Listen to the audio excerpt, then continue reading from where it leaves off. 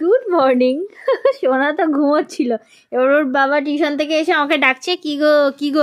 আমি আস্তে আস্তে করে যেতে গিয়ে, না তাড়াহুড়ো করে যেতে গিয়ে আর একটা বাড়ির উপর পা পড়েছে, সঙ্গে সঙ্গে ঘুম থেকে উঠে গেছে।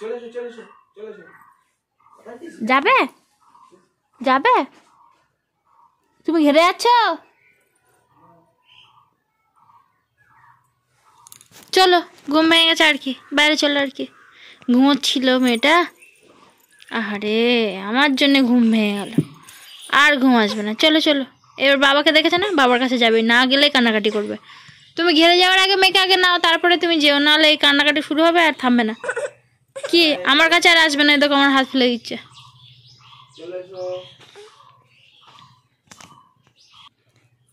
তো বাবা আসছে, তো বাবা সোয়েটারটা খুলুক, গরম পড়েছে না এখন, সোয়েটারটা খুলে তারপরে এসে তোকে নেবে। ড্রেস খুলে তো নেব, তুমি আগে নাও, তোমার মেয়ে কান্নাকাটি করছে, আগে নাও। দাঁড়াও, কষ্ট করে ঘুমিয়েছিলে তুমি? বাবা শুধু বলে তুমি কষ্ট করে ঘুমিয়েছিলে, মানে 5 মিনিটও ঘুমায় না, সঙ্গে উঠে পড়ে। ওই জন্য বাবা বলে তুমি কি কষ্ট করে ঘুমিয়েছিলে, সব সময় বলে এই কথাটা ওকে।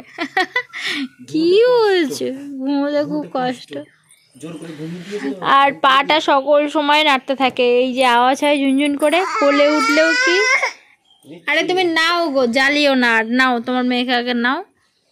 তার চোখ দেখো, ছল ছল নয়নে, কেটে গান আছে না, এটা কি, কি এটা। একজন ফ্রেন্ডস কমেন্ট করছিলেন যে কবে কবে বসতে শিখে গেল সোনা। বসতে তো শিখেছে অনেক দিন আগেই, এখন একা একা যে ফট করে উঠে বসে পড়বে এরকমটা পারে না, অনেকটা উঠে পড়ে, তারপরে এই যে বসিয়ে দিলে বসে। আর আমার মেয়েটা দ্রুত বড় হয়ে যাচ্ছে, মনটা খারাপ হয়ে যায় মাঝে মাঝে ভেবে, যে আগের বছর ঠিক এইরকম সময়টা এলে আমার মেয়ে অনেক বড় হয়ে যাবে, এই ছোটবেলাটা খুব দ্রুত চলে যায়। ইস হিচ করেছে, ইস ইস ইস ইস ইস বিছানায় হিচ করে দিয়েছে। কি হবে, তুই বলতে পারিস না আমি ছি করবা? হ্যাঁ রে, কখন থেকে উঠেছে তুমি তো বাইরে বাইরে চলে পাপা, না না বাইরে চলে আর কি। তো এই যে দেখতেই পাচ্ছেন ফলগুলো সব বের করেছি, এখানে আছে পাকা কলা, পাকা কলা অনেকগুলোই এনেছে, 1 ছোড়া, আর এখানে আছে 5টা, মানে আমিও খাই, মেয়ের বাবাও খায়, মেয়েও খায়। হ্যাঁ ভাত হয়ে গেছে, আর ডিম ভাজবো।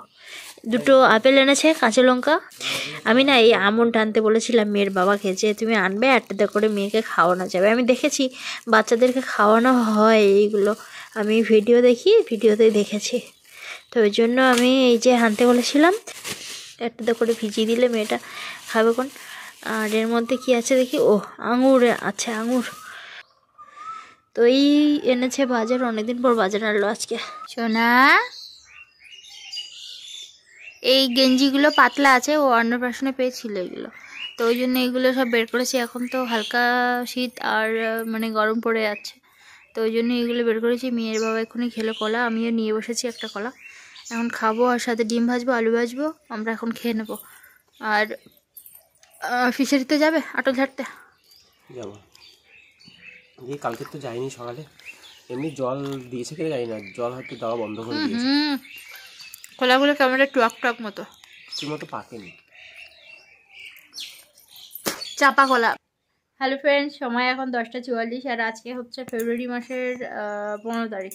তো রাহির পাপা একটু আগেই এলো, আসলে ওর 8টা থেকে টিউশন ছিল আর স্কুল নেই ওর, তো এখন গিয়ে দেখি একটু ডিম আর আলু একসঙ্গে একটু ভাজবো।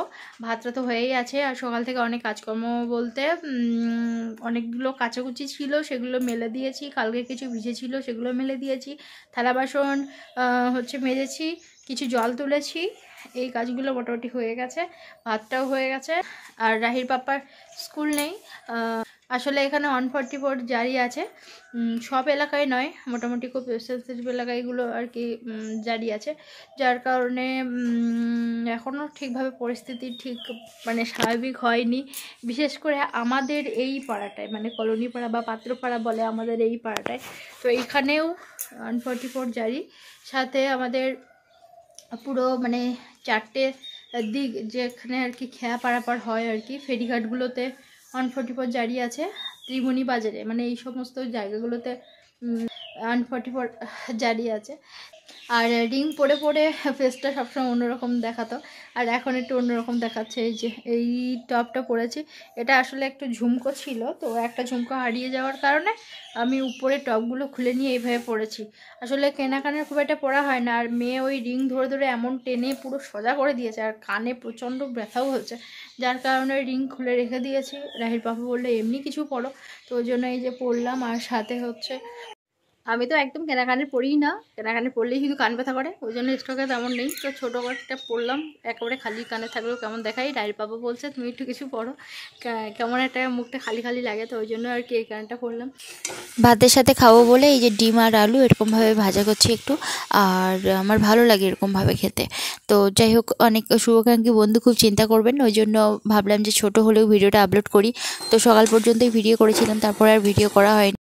একজন ফ্রেন্ডস কমেন্ট করছিলেন যে টিভিতে যা দেখছি মানে সেটা কি সত্যি, মানে তোমাদের বাড়ির আশেপাশে বা এরকম কোনো কিছু হচ্ছে? তো আমরা সেই গ্রামেই থাকি। যে সন্দেশখালী বাজার দেখছেন টিভিতে, বা বিডিও অফিস, অথবা যে থানা দেখছেন বা ফেরিঘাট দেখছেন, সেগুলো তো আমার ভিডিওতে মনে হয় অনেকবারই দেখেছেন ওই জায়গাগুলো। কেমন আছি বা পরে কী হবে বা কী মানে ঘটতে চলেছে কিছুই জানি না, তবে যেটা হচ্ছে সেটা চোখের সামনে আপনারা দেখছেন। ভিডিওটা ছোট হলেও প্লিজ দেখবেন, আর আশা করি আপনাদের ভালো লাগবে পরে ভিডিওগুলো। ভীষণ ভালো থাকুন সবাই।